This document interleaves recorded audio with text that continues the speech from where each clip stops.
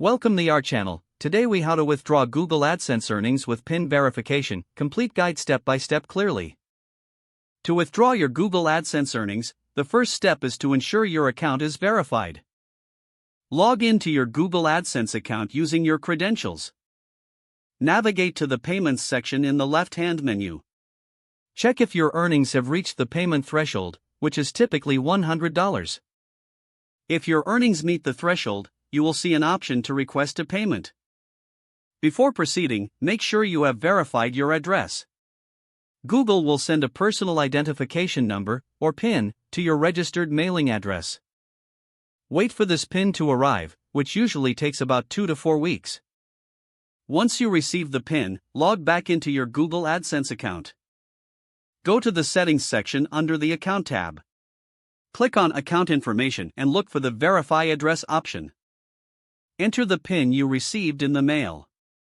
Submit the PIN to complete your address verification.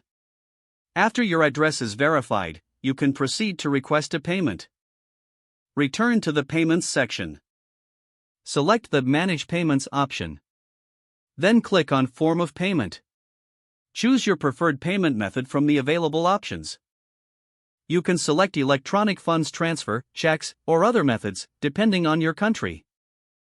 Follow the instructions to link your payment method to your AdSense account. Once everything is set up, return to the Payments section. Click on Request Payment. Review the payment details carefully before confirming. Submit your payment request. Wait for Google to process your payment, which may take a few days depending on the payment method. Check your email for confirmation regarding your payment status. Once processed, the funds will be transferred according to your selected payment method. Keep monitoring your payment status in your AdSense account for updates. If the page does not load, refresh the browser or try again in a private or incognito window. Make sure you are using the correct email address, then retype it carefully to avoid small typos. Don't forget to like this video and subscribe to our channel for more step-by-step tech guides.